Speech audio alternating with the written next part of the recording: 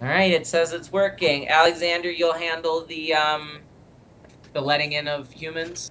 Yep. Great, phenomenal. I gotta do one more little doohickey here. Campfire, live producer.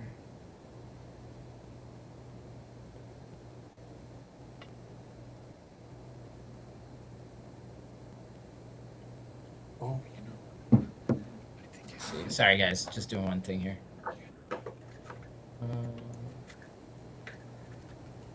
Oh, that's why it doesn't like. Sorry, I'm still learning the ropes on all this live stuff.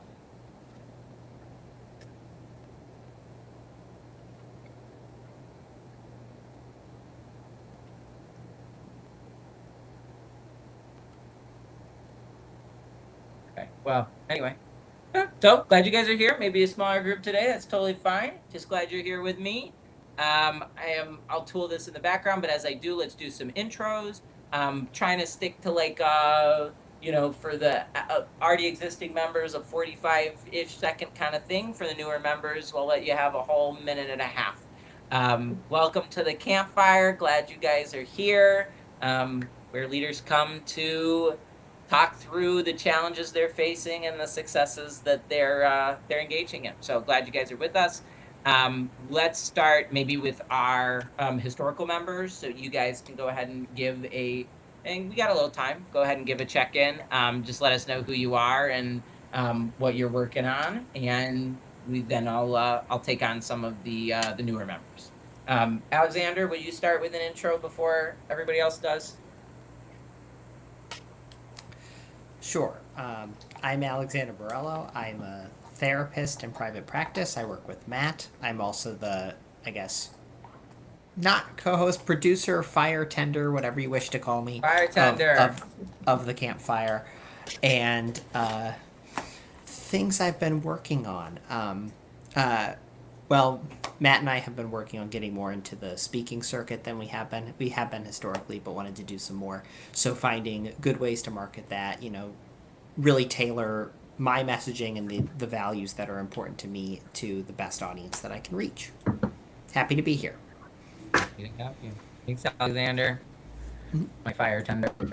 All right, Mindy, Adam, one of you want to kick it off? Hi, I'm Mindy. I'm a psychotherapist, Reiki master, medical intuitive, spiritual coach. I wear a lot of hats. What am I working on? I am working on preparing things for my granddaughter to arrive. So any minute, we're past due. Oh yeah, like any minute. That's really cool. That's Mm-hmm. amazing. wow. Wonderful. Yeah. Cool. See you, Mindy. Hello there. I am. Can you hear me okay? Yeah, we got you. My name's Adam. I am a father of two, um, and I've been an IT professional for 20 years. And um, I think I'm trying to figure out what I need to work on, and I think I'm trying to figure out what my purpose in life is at a high level. Yeah, it's a So, big one, buddy. the big one. So, Yeah. yeah, I know I was here last week, shared some stuff with the group and about some anxiety I'm feeling with not being around my children on the days I don't have them. And it was a good experience last week. So appreciate everyone's input and support. Of course. Yeah, I mean, the transition, right, is the thing, the whole thing, for sure. Well, glad you're here, Adam. Okay, newer members, Chris, John, go ahead and introduce yourselves again. Just tell us your name, what, kind of things, what could be challenges or successes you're working on in your life right now, and then we'll dive in to the campfire. All right. Yeah. Chris, I am a life coach. My wife and I have a business, Soul Emotion, so soulemotioninc.com. She handles the therapy, I handle the coaching. I also contract with other companies as a coach or consultant, leadership coaching. And then I'm a musician And so I guess recently it's been a little more of a focus on trying to move that out into the world a little more. It's a Indian sitar fusion ambient electronic thing. It's kind of weird, but it's a niche, and so if I can make it work, it should be fun. You just put out a thing on Facebook, and I was listening to the thing last night, and it was a great music thing. Cool. Thank you for listening to my music thing, Matt. Yeah, you're welcome. I don't remember the title, which is why I'm calling it a music. Yeah, What was the title? fine. I know it's weird, but for a white guy, I don't do too bad on the old Indian sitar. It was beautiful. Yeah, love that. Cool. Well, glad you're here, Chris. Thanks. Glad to be here. Hi. My name is John Larson. I've been in IT for about 25 years. Topped out at director. I got burnt out, so I decided to go do my own thing. It didn't pan out right away, but currently consulting in an IT space for a couple of companies right now. So I got that going for me. From the aspect of I've lost the leadership component of my career. So I'm kind of, I yearn to get back into a leadership component other than making my own decisions and my own, drives. So that, in essence, works out well. But at the same time, I also miss out on having a team to work with. So being solo is difficult sometimes. Yeah, well, glad you made it, John. I appreciate you coming and joining us. Good to see you. So we'll rock and roll. As you guys know, I'm Matt Swartz. I am a coach and a therapist, and all about personal transformation. And I'm excited. The last couple of weeks have been really awesome with the Campfire. We had 7 people the first one, 10 people the first one, 6 people today is great. And just really thrilled to be cultivating community around, growing together. So glad you guys are here. I'm following kind of a sequence. For our first campfire, we were talking about presence and being here. Then last time we kind of drilled a little more into presence, and we started talking about awareness and the story that we're telling about what we're experiencing. And today I wanted to work off of some of the stuff we were talking about last time. I affectionately term it emotional digestion. And what that is being able to feel into what the story is covering up so that it can move. Okay? So I want to remind again, for some of the people who are new here, I have this methodology behind the scenes called the Foundations of Flow, where I'm looking at what are the essential aspects, and in my model there's 6, that are necessary to build and sustain flow state on an ongoing basis. The one that we're really drilling into is called presence. In each of these 6 foundations, you can view it like a triangle. So at the top, at the apex here, this is the great place that we want to be. This is presence, right? But what happens is understanding what pulls us out of presence. So for example, on one side, there's the too little dynamic, right? So if we're talking about presence, this is too little presence. So I'm flitting about over here, over there, never present, always somewhere else, right? I've certainly been accused of that throughout my life. And then on the other side, we see that too much presence, which is very engaged, very drilled in, hyper focused. And I've certainly been there as well. I can go into my office and do a PowerPoint presentation for 4 hours, and my wife tells me that she has no idea where I went and what happened, and because I got super drilled in. So while neither of those places is inherently horrible, too much of any of them is the problem. So what we're trying to find that middle ground, somewhere in between being super unpresent and being way too focused is the happy middle ground we're trying to embody. So, what we're kind of discovering as we explore presence, right, is that there is, in order to be present and be engaged, there's a filter through which we're viewing the world. And that's that interpretation filter we were talking about last time, right? We perceive information, we interpret that information, and then we respond to that information. So that interpretation stage, there's a story that we're telling, right? And in that story, there's going to be a feeling. So we talked about last time my generic example, the black dog example. I'm walking down the street, I see a black dog. We're two of us, two versions of us. We see the same black dog. I think I picked on Adam last time, so I'll pick on Chris this time. So Chris was bit by a dog as a kid. I grew up with a bunch of dogs. So I see this dog. I go, oh, yay, wonderful dog. It's a story I'm telling. I love dogs. I want to pet the dog. So I go over and pet. But Chris, because of that past wound, he's telling a different story. He's telling that dog could be dangerous story. So he's crossing over to the other side and he's avoiding that dog. So we both get different results, right?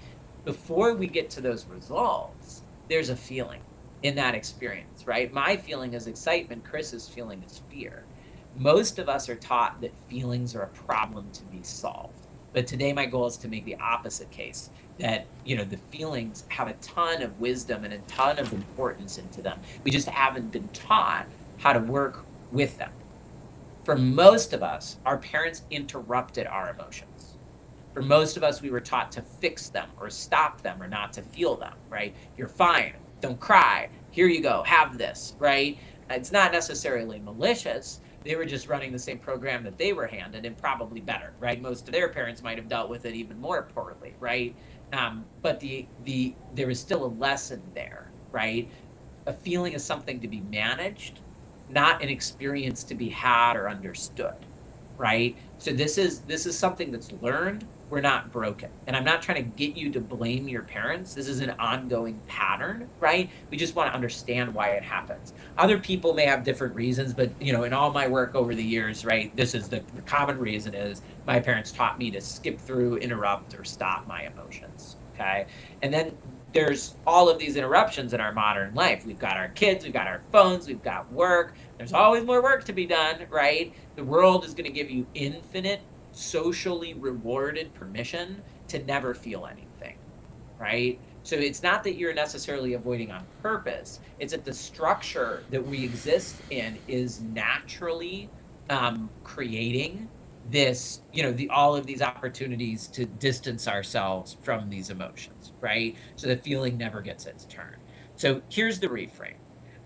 You don't need a big giant 7-day retreat to figure this out. We really just want to begin doing tiny little pieces and parts, right? So inside your normal life, are there micro moments, tiny little things where we can begin engaging in these emotions? So for example, you're doing the dishes, right? Instead of popping on a podcast, you may decide to take a couple of minutes while you're doing the dishes and just kind of feel through what came up during the day, right? Or before you sit down on the couch and turn on the TV, take a second, right? Hang tight, check in with your body, see what's going on, see what you're feeling.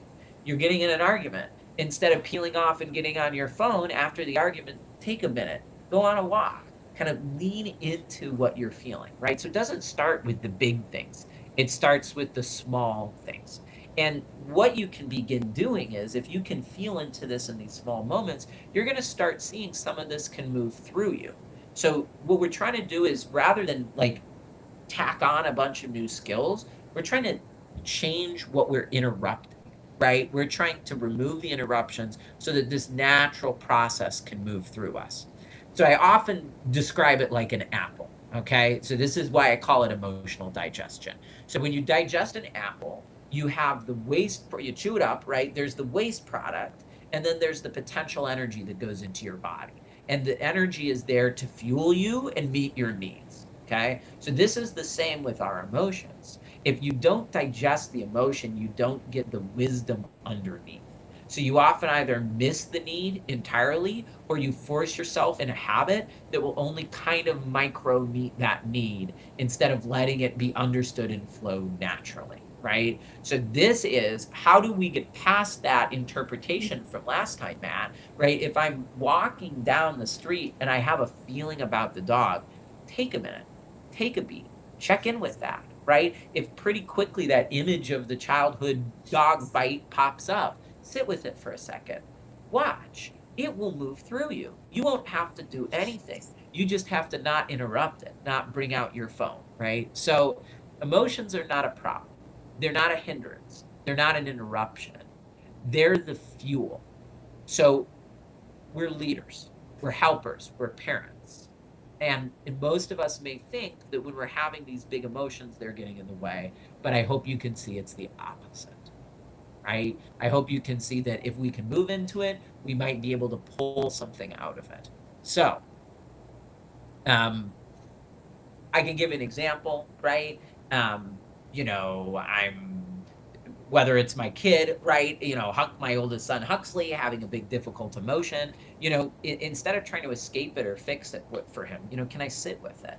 Can I be with him? Can I allow it to unfold instead of trying to fix or interrupt the situation? Maybe him and his brother are arguing, right? Instead of stepping in and trying to resolve it, can I be there with them? Allow that to work through. And then as I walk away, what's coming up for me, right? Maybe feelings about times that I wasn't heard, right? So it's different every single time, every single situation. There's obviously work examples of this. So we can pick a work example, like if I'm feeling stuck on a project, right, rather than trying to force myself through, if I can take some time in the calendar to, we can call it brainstorming if you want it to feel useful, but it's sitting, it's feeling, it's allowing your body to process where you're stuck on the project and why. You might find some interesting things. There might be a fear of failure, or there might be some guilt about how you've done things in the past. I can't tell you. You have to sit down with it, right? So what I want us to do before we launch in is I just want us to take a moment. Take 30 seconds, 45 seconds. You don't need to close your eyes. You can if you want, but just check in with your body right now. How's the day been so far? What are you feeling? Check in to see, where is that? Is there a feeling anywhere in your body? Is it in your chest, your shoulders? Are you carrying tension in your neck or your jaw? Are you feeling anything in your stomach? Maybe in your appendages, right? What's going on in your body? When you sit with that, is there any specific moment that came up during the day that got you stuck? What is it and why? And I want you to kind of sit with that for a moment. I'm going to shut up. And then whenever you're ready, let me know about either an emotion that through the week you faced a challenge that you successfully digested, or one that came up that you felt stuck on, and maybe we can help you here. And I will provide that same reminder every time. We have only 3 rules. Number 1, be kind to everyone. Number 2, take responsibility for your own growth. Number 3, you're always welcome, but you're never required. And just make sure, we're not providing advice. The goal is to connect with each other's experiences and to provide wisdom from our own journeys. Because what works for you may or may not work for somebody else, but I absolutely want you to share what worked for you in case it is helpful. And then being aware that each of these experiences are different, but the goal here is to connect and find, unity around our common experience as leaders and as people who are growing. So whoever wants to start today can start. Give me a check-in. Again, it can either be specifically around the topic that we were bringing up around this emotional digestion, or if there's something else you're stuck on, feel free to step up, share what you're stuck on. I'll work it into the topic. Don't worry about it. Just let us know what you're working through and what we can be helpful with. Who wants to start us off today? Well, I can bring up something interesting because I have felt like I have been in a liminal space, just sort of that waiting, the anticipation and anxiety mixed together kind of thing, because we experienced in my family the loss of my father last week, and then we're like anticipating the arrival of my granddaughter. And then I was thinking about the cosmic forces involved in this too, because we've had the Lionsgate portal, we've had the new moon, we've had the eclipse, we have another eclipse coming. So it's sort of like as just an individual, I have felt like I'm just in my own bubble in a way, just like what's about to happen. How do I respond? And as you were talking about the emotions, I was thinking, I'm glad I don't get so emotionally constipated like I used to. Yes, because I don't know that I would be handling this as well as I am and being regulated as well as I am. Because, in our culture, I think we've learned to intellectualize our feelings a lot, and we've learned to try to analyze, and then we wind up ruminating on what happened rather than just sitting with the feelings. So, coming back into the body and being in your space, and that's kind of what, in a way, I'm getting at is that liminal space of sitting with something. I'm experiencing that in a bigger way right now, but that liminal space of just holding is hard for a lot of people to do, but it's easy for people to learn if they just want to. I would love for you, since you brought it up, I would love for you to describe emotional constipation because that's such an important part of this experience, right? Well, I And can say I'm sorry, go ahead. I didn't oh, hear you can you. go ahead. Yep, go ahead. I can say from my own experience, when I was young, I got the message that being angry was not okay. Not that, being angry was not okay. Hang on, let me see if I can put this in a little bit more concise way.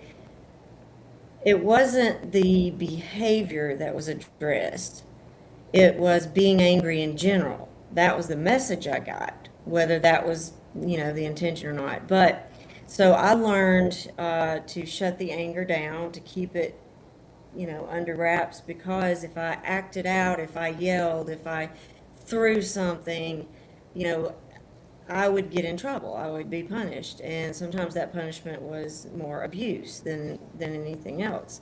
So I learned to keep that anger inside. But the problem with that is getting anger constipation means you're going to blow up and become explosive, like explosive diarrhea later, right? Because if I've got this wad of anger inside of me and I just kind of like keep putting concrete on top of it, and then something comes along and pisses me off again, right? And I'm just like, put it in put more concrete, more concrete. At some point, it's like a balloon that has too much air in it too, and it just bursts. And so, not only does that little bit of anger that I might be experiencing in this current situation happen, I get explosive because I'm releasing all the other stuff that's pent up the whole time. And we see this with kids in the school, like they stub their toe on the desk and they just fall apart. It's not about them stubbing their toe. It's about what they've been emotionally constipated with. Yeah, absolutely. So I just want to throw that out to everybody, right? Who does this make sense? Can you perhaps describe a time where, you've seen that transition for you, going from perhaps, emotionally constipated to not, or just recognition maybe right now of where we are like bottling or holding on. And I'm just curious, who can identify with any of that? I'll jump in. Um, I'm immediately drawn to the context of relationship, like with my spouse, right? And how the emotional constipation shows up, right? And we've kind of laughed about how um, I tend to melt, like when I finally like just kind of explode. It's more of a melting. Whereas for my wife Alicia, it might be a little more explosive, like anger and frustration, and so regarding that whole dynamic, what to do with those building emotions, I've definitely felt inspired over the last few years to really work on how does that process look in a relationship? How do I talk about it? What things do I keep to myself insofar as I can process it, right, in a productive way? What constitutes healthy co-regulation with her, right? How do we support each other working through those emotions? But my point is, it's very, or this is a big point, it's been very helpful having input from her, and the same, me being able to speak into how she handles that kind of stuff, because we really learn from each other. Yeah, I mean, so when you talk about your melting, Chris, like Hmm. what do can you like what's inside that for you? Like are there specific emotions that tend to really like produce that melting? I'm tempted to be more like funny about it. You know, I tend to like the 9-year-old kid who just like, "Ugh," you know. I think the the emotion would be like overwhelmed, right? When I'm feeling whenever whatever it is, when it's kind of like maxing out my nervous system, and I'm just kind of like um, overwhelmed, right? The emotion tends to be more um, at worst a disconnect, right? Where I just sort of pull back and just kind of clam up. Um, uh, where we can kind of work with it is if I'm always on the edge of like being too much when it comes to my dysregulation, like emotionally, just like very expressive, and I got to process it and talk about it ad nauseum, you know, and so that a little more kind of maybe flooding or sort of like falling apart, you know, around this particular thing that I don't think I have control over or can manage, right? Um, I don't know. Is that getting close, Matt? Yeah, you tell me what's close. Yeah, I'm just encouraging you to share what that experience feels like from the inside. You Yeah, tell me. it's like a collapse. You know what I mean? It's like a and I'm done, right? Um, and so yeah, And then you're seeing that as a product of like if you haven't maybe digested fully along the way. correct. It's what you're yeah. Yeah, when it hits that like where I'm feeling overwhelmed, you know, where it's too much, um, you know, it could be kind of like a flooding, sort of like, you know, which can be a little too much for my wife, depending, Yeah. Or I might overcompensate for not wanting to be too much for her, right? In terms of like I got to process and putting that on her, and then I'll you know isolate a little bit, at least internally, not physically. Like I'll just kind of push it down and bring it in and just kind of sit with it. And one thing I've learned to do, this is just a me thing, and it's connected to all this like constipation stuff, which I love that kind of humor. So this is familiar territory for me, Mindy. But sometimes what I'll do is I'll just try to distill, you know, like if I were to metabolize this experience and be able to communicate it clearly to someone, what would that be? And I'll write it in my notes on my phone. So I'll like process through what I'm feeling. And there, more often than not, there tends to be some useful closure with that approach. Cool. I may pick on you later for an example, but yeah, no, this is because again, we're all at like different, you know, points on this process, right? Mhm. Obviously, you know, I come here teaching emotional digestion, and I'm not saying I'm perfect at all, but like, you know, this is something that, you know, I've been practicing for a very long time. And I probably take more time out of my day than the average bear to sit down with some of this stuff. And we all may be at different moments on the journey. And I think it's so important for you each to kind of share where you're at and what's working and what isn't working. Yeah, so thanks for sharing, Chris. I really appreciate it. John, Adam, any thoughts about this emotional digestion / constipation experience? Yeah, I mean, it like Chris resonates really close to like how I respond to high emotional states. I usually pre-therapy. I didn't start therapy until last year, so I'm like new to a lot of these concepts. I never journaled before. I was like emotions, emotions. I don't care about that. I was very Spock data driven. Like I just want to do the work and be done, and that's kind of how I was. So I would like high emotional states. I would shut down. You know, just take whatever state that was, nod my head in agreement to get out of the conversation, and then just do my usual escape from reality, video games, movies, TV, whatever, just to let it go. And then tomorrow's a new day and it's magically gone. It doesn't work that way though. So we got to a point, I mean, especially with my spouse and I, we got to a point where it was the same cycle over and over again of some high level conflict. We push it off, we separate for a little bit, we go quiet, and then we'd forget about it, and then just brand new day. But that doesn't discount what we felt and what is still there emotionally. So now most of my constipation is relieved through journaling. I get all of my crap on paper, and that just sort of just lets it go. I mean, it's there. I can sit there and go back and review it. My the biggest hurdle for me is I have a terrible memory. So if I have an argument and I go and do my escape from reality stuff, and then 3 days later I've completely forgotten what that conversation or topic or what boiled up was, and then I would make that mistake again or something like that. So having that ability to put it on paper, to review it, to let my mind let it go, and then have some physicality to what I experienced really helps a lot. So I think that's kind of my progression over the past year, is being able to write things down.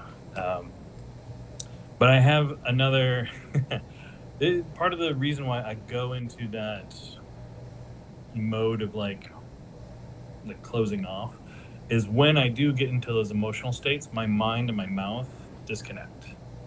Like, I cannot keep the two in check when I start blabbing and talking, and then I usually get myself into more trouble. So to escape from that sort of trouble is to push it back. Yeah, totally. So I think two really important things, John. So let's work backwards. Let's talk about the one that you just named, right? A lot of my work, I use language about the different parts of me, right? So, what you're noticing is there's the part of me that talks, and then there's, I don't know, is that the part of me that's thinking or feeling, or what's that other part of you in that moment? Emotion replaces logic with my mouth. So when I get into a heated argument, I turn emotional pretty quickly, and my logic section just goes right out the window. So this is logic up here, and this is emotional down here, right? Yeah. And so, when we look at it, whether it's biologically or any other way, right? Like, what we see and what we know is these parts of our brain are different. And sometimes they're working together, and sometimes they're not. And I'll think of a really good metaphor in a moment. I'll use my car metaphor, right? It's these different parts of us that are parts of our brain exist to meet different needs, and you can conceptualize it like four people in a car, okay? And so, you have your safety part, you've got your traffic orchestra conductor part that's in charge of managing everything, you've got your thinking part, and you've got your feeling part. And those are the four main parts. And they're all hopefully working together, but when they're not, they start jockeying for the wheel. And so suddenly, the emotion guy is taking the wheel and going, "Rrr, rrr," and it's like, no, stop. And then the logic guy's taking the wheel, is like, shut up. And so that inner turmoil is an inevitable consequence of never figuring out how to get those parts to work together effectively, right? Which means that for one moment, one part is dominant, and then in another moment, the other part is dominant. And the reason why is because, again, they're trying to meet particular needs. And so the more that need goes unmet, the more one of those parts is going to jump in to try to meet those needs. And it's not to say each one of those parts is meeting one need. They're just trying to meet different needs differently. And there are, structures and programs for doing that we've been conditioned throughout our life. So we come up with a solution to the problem. The problem is I can't get these parts to work together because nobody ever taught me. The solution is shove it all down, or whatever the solution is, right? And so, eventually, part two, we get to a moment where, that solution isn't working entirely well, right? And I really want to highlight this because this is exactly why I'm talking about what I'm talking about today, John, which is that when we don't digest the emotion, we don't learn from it. And it's not an intellectual thing. This isn't, I heard my wife, my friend, my kid, I heard it, I thought it, now things are going to change. The wisdom is fundamentally emotional and physical that comes out of that emotional process. This is going to sound weird, it's probably especially to you, John, but maybe to those of us who have, unfortunately or fortunately been mired in this growth work a little more, when you get really good at this process, more and more of your life starts becoming led and felt like instead of pushing myself to do something or sitting there wondering what I'm supposed to do, I just feel a pull and I move in that direction. And that's not something goofy. It's a natural output of having processed through that emotion and your brain and your body learning. And so instead of having to ask my wife what I'm supposed to do, I can feel what I'm supposed to do. But that's the output of that emotional digestion. And it's a skill like anything else. So just being honest, John, it's gonna take, sorry, years, Oh, yeah. right? Yeah. To build that skill. In the same way, if you told me I needed to learn how to code, I would say, oh, it's gonna take me years, right? To understand, and then years to get really, really good at it. But I just want to string those two things together that you said, which is like, yeah, so you came up with, intentionally or not intentionally, a way to try to interrupt that process that wasn't going well when another part was grabbing the wheel of the car. But the consequence of that was that these things didn't get processed. And so you feel like you're forcing and you're struggling your way through each day, trying to figure out what you're supposed to do, trying to think through what you're supposed to do, and it never quite gets you where you want to go. Is that all fair? And feel free to challenge me if you think I'm off base on any of that. No, it totally makes sense. I like that conclusion. Yeah. It's good. Thanks, Tom. Yeah. What do we think, team? Any other feedback? Either feedback for John or Adam, if you wanted to kind of share your own experience with like emotional digestion / constipation.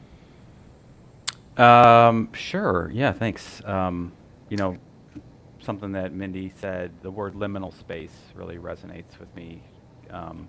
You know, just kind of living in the liminal space for a year, going through a divorce, you kind of feel like, you know, one thing's ending when you're trying to start something new. And that just really, you know, with, you know, that space became, after a long period of time, you get the liminal space becomes your normal space. And now I'm kind of through the end of the tunnel of my divorce, which I shared last week, and I'm in the new space of my new life, and I'm very uncomfortable with it, right? And you know, feeling a lot of things, and like, okay, you know, I am free. I have nights without my children. I'm. Oh, you're feeling lonely. You thought you would love all this free time, and so to kind of focus on the question, you know, a lot of similar approaches to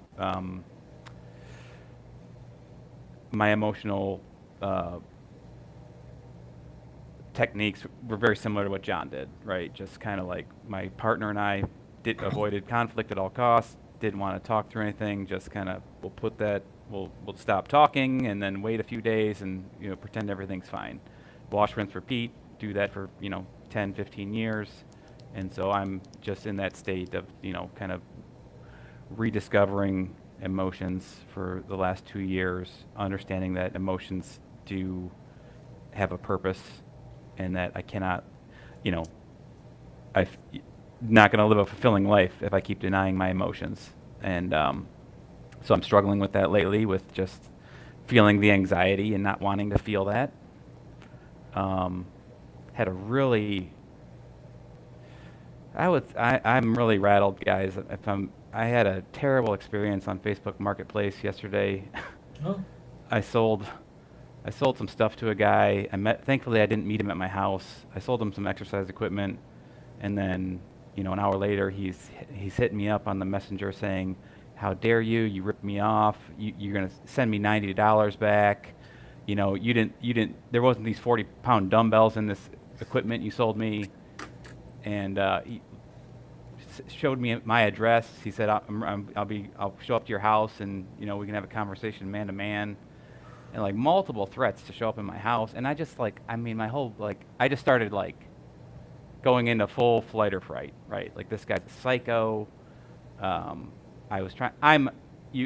people who know me on this call, I am a peacemaker at all costs. Like, I am de-escalation guy. I was like, "Are you okay, man? Like, we can talk through this. You know, you looked through the equipment. You seemed happy. You gave me the cash. You walked away. Like, I didn't try to deceive you, you know. Um, and that, you know, but he just was so adamant, started saying really nasty things, and you know, I actually called my ex-wife, and I said, because I don't want to get into a ride, but she sent me something that indicated that these people might be coming toward after her. And so I reached out to Kelly, and then she said, yeah, Adam, just block these people. They're just trying to scam you. Just block them and get on with your life. And I did end up calling the sheriff just to, you know, report their names in case they do show. I have small children in my house, and you just feel so, when someone threatens to come to your house and like, in a confrontational manner 3 times in this app. I had this, you know, and I'm just like, so, you know, just really hard to sleep last night, feeling very dysregulated, feeling like, you know, I'm a kind of guy, I like to believe people are good. I like to believe people are good-natured and nice, and everyone wants to do the right thing, and it just kind of crushes your, you know, and I'm not naive enough to know the world doesn't have shitty people in it, but I just spent didn't sleep, just really hard. And I did want to share some good news with it. My 7-year-old, my oldest son, he knew something was wrong with me last night, and before bed he's like, Dad, I understand you've had a really tough day. Do you want to talk about it? And it was just so sweet. And so I snuggled up in his bed and I talked to him because he's trying to understand, like, it's a hard concept. Like, he's like, well, because my son was there for the transaction, because he was like, my son's like, well, why were you calling the police, Daddy? Like, what's going on? And so my son was very comforting and asked a lot of really good questions. And that whole, like, I had to explain it, the complexities of this transaction and the emotions to a 7-year-old, that it made sense. And I think going through that process last night was almost like journaling it, right? I had to break it down so that my son could understand some of the things I was feeling and why it wasn't why it wasn't a good situation. So that's kind of that's something I wanted to share with the group today. So thank you for giving me this space. Oh yeah, no, this is exactly like, this is where the work happens, Adam. Like this real tangible stuff, and you know, I think we're trained to think of it like, oh, this is some separate event, right? And what's so important? Step one is regulate. Step two is figure out what's going on and why. You know, how regulated are you feeling in this moment, so that I understand like what's helpful or what you might or might not need right now. I mean, I'm feeling pretty regulated, like, and I think just to, you know, I think my instinct is to, well, stop thinking about that event. It's done now. You know, you talk to the police. Don't think about it anymore. Focus on work. Like, so I'm feeling anxiety is like, you know, not too high.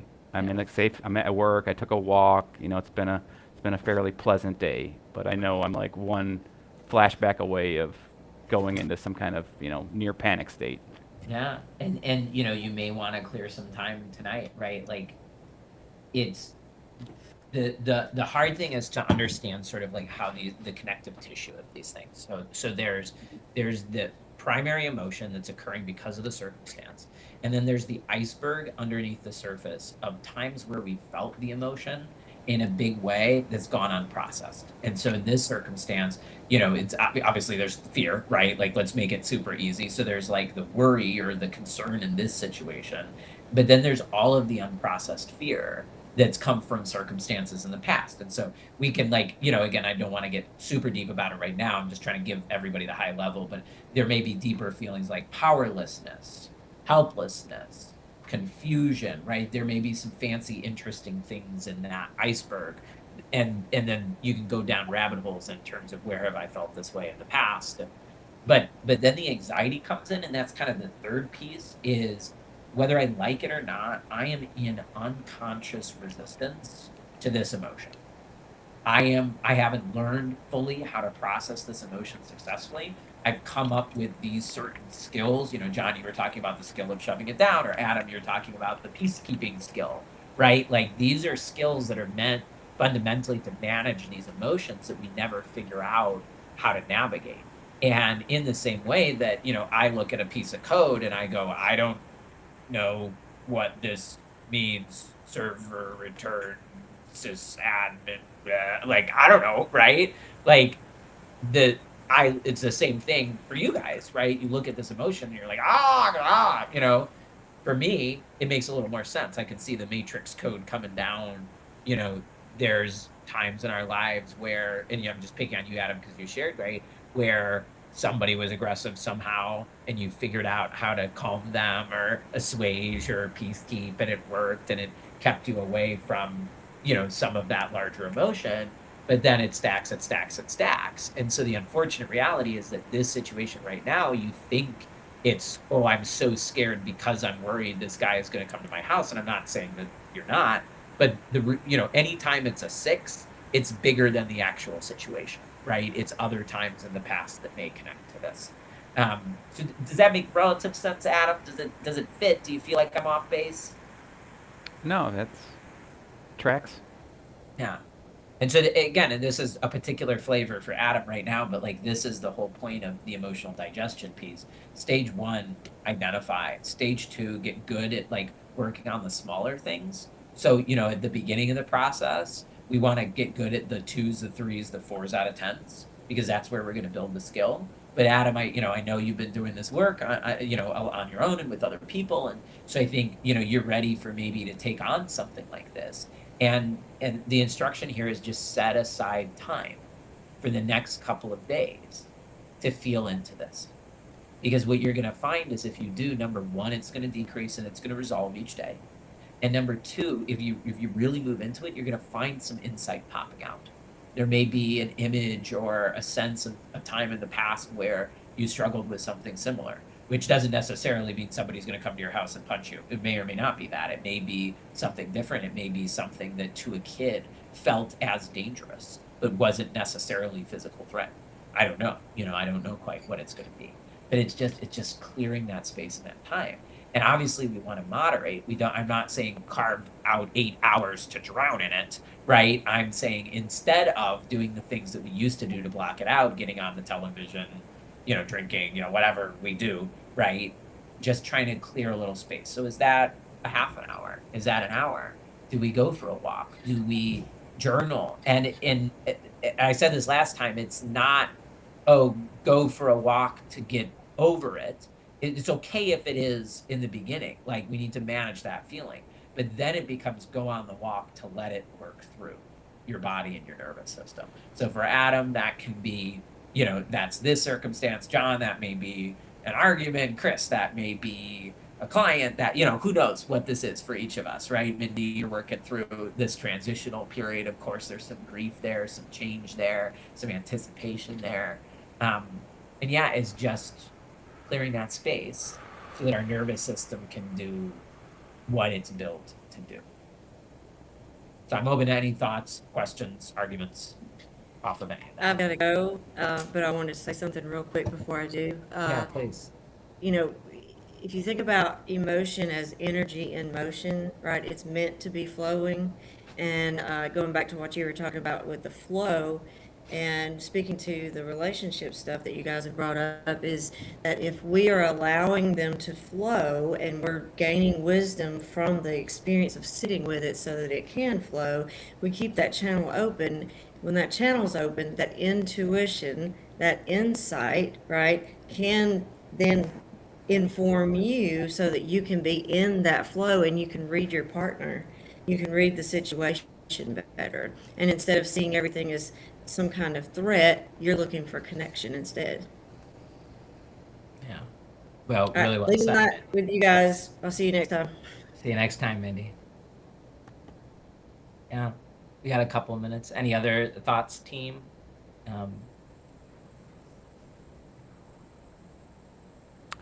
I guess, like, get to the specifics of the mechanics. Like, sit with it, lean into it. Yeah. Is that just kind of let your thoughts be what they are? Like you said, don't try to, like, think about the deeper meaning of it. Just, like, what does it mean to, what's the instruction book There is say? no one instruction. And what I really advocate is work off of what works really well for you. If you're a walker, walk. If you're a journaler, journal. If you're a talker, talk. right? But essentially what I do want to help people do is get out of the thought and into the feeling and into the body.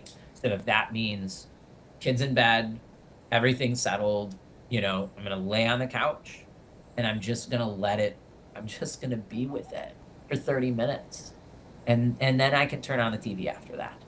And I get it's hard because it sounds so nebulous because you're looking for a particular outcome, but it's very much like any sort of, like, say you're learning how to play the guitar, right? Like, yeah, like, okay, I sat down, I can't play Stairway to Heaven yet. Yeah, totally. Like, absolutely not, right? But you just did a half an hour worth of chords, and that's going to inform the next half an hour and the next half an hour and the next half an hour you do. This will not be the last time you get into conflict and immediately want it to go away because you're such a peace-loving guy, and why can't everybody just be nice to each other? I certainly know that feeling, right? Like, why do there have to be dicks? Why do these things have to be so hard? I mean, it's the sort of like essentialism, perhaps, of that feeling.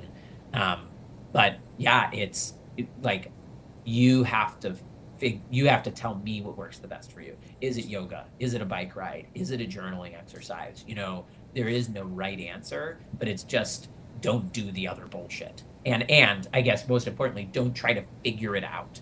Like, the insight will pop out as the processing goes on.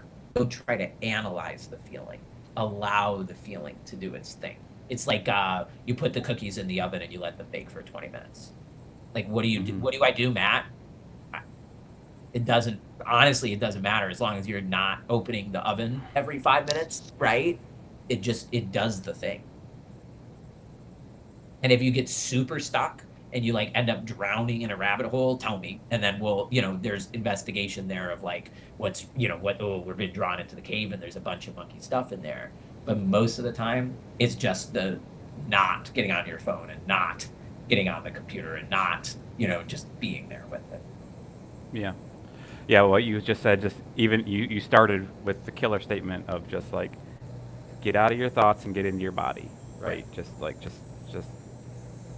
yeah. And that's and yeah, I mean, thankfully that other stuff doesn't, like, TV doesn't appeal to me, drinking doesn't appeal to me, drugs don't appeal to me. Like, so I'm kind of like, other than just being a busy dad and like having a ton of stuff to do with work and around the house, like that'll be my excuse, and like not avoid just sitting in those thoughts and those feelings and listening to my body, and just because I have all these other things to do. Like we all pretend we're so busy. Like we idolize busyness in this culture. Like we nobody has time for anything, right? So but we just need to make the time for ourselves.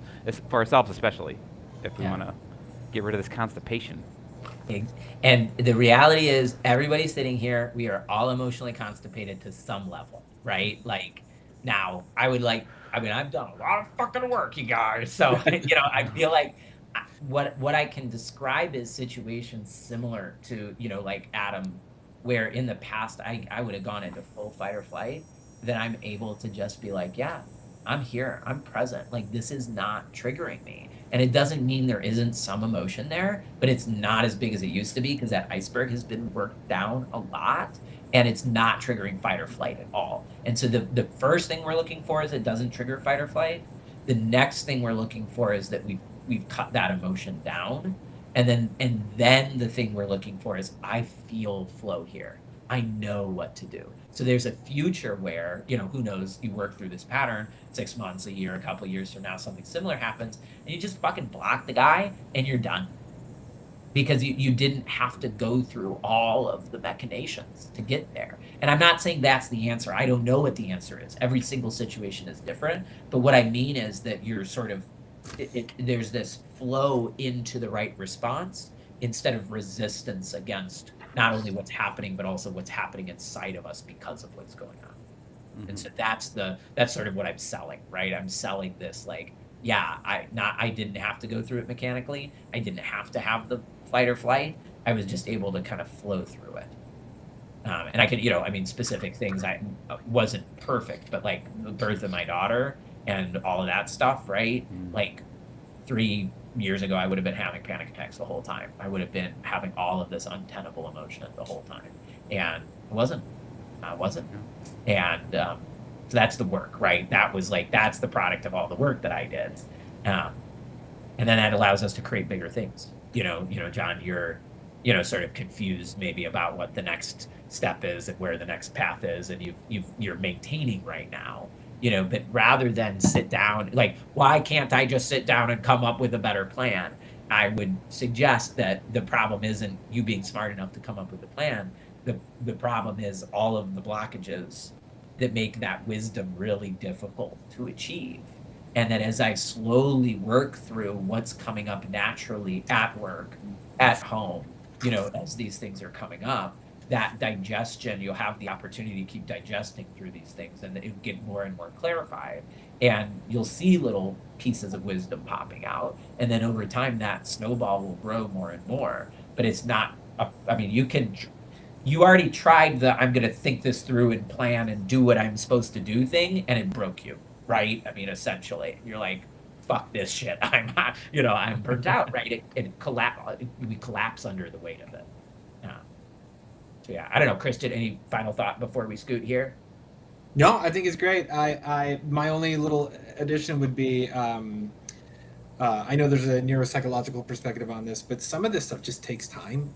Like Adam, that I won't tell the story, but I was walking my dog, who is a princess and doesn't bark and beautiful and sweet, and somebody was walking their dog and became unglued for apparently I didn't walk around them the way they wanted me to, and they just exploded on me. And I would usually let it go, but she just kept at me, and I turned around and I fucking laid into her in a way that I'm still not totally proud of, Matt. Because it felt so unjustified. It was just like, you're being good for you because you don't do that. So I think that's No. good for you, right? I think that's the interrupting the constipation, right? That right. And then we flew to Seattle, and so I'm sitting with this experience. And so Adam, I just noticed that I there were ways in which I had to be like, this is in my, like, it's still in my body, but I don't need to there's not a deeper understanding that I need to explore right now. I just need to let it. I just need to keep reminding my body that I'm safe, it's okay, and over time, this experience will be released or digested or whatever. And sure enough, after 3 days, I just wasn't feeling it, But it took 3 days. It took 3 days of me just being like, I feel like a victim, and this is so difficult. And the difference in terms of how I would have handled it in the past, Matt, to your point, with your daughter, how that would have been crazy. The me then was just oh, it's understandable that I'm upset, and I need to realize that without just letting it sabotage, right? Yeah, for sure. Thank Guys, you, Chris. I'm really glad you're here, Adam. I hope it's helpful. This is exactly as unrelated to leadership as this may seem. This is exactly what I'm trying to do here. It's this fucking thing happened this week, right? And then as time goes on, we're going to be able to get deeper on this stuff. What does this connect to? And where does this go? But we got to, learn those tools and those equipment. But yeah, I really appreciate your vulnerability. Thank you, Adam, for sharing. Yeah, everyone. I appreciate everyone's vulnerability and sharing the deep stuff. It's it all encourages the healing and in the process. So for sure. And John, I'm really glad you came. Yeah, I'm glad I came too. It'll probably be the only chance because I have a work meeting right at this time. Well, you know where we're at. Everybody's out this week, so I'm like, yeah, screw it. I'm going to go to this thing. Well, we're glad you came. And Chris, obviously, good to see you. Yep. Thank you. All right, team. Well, I hope everybody has a great week. We'll look forward to the next campfire. See you guys next week.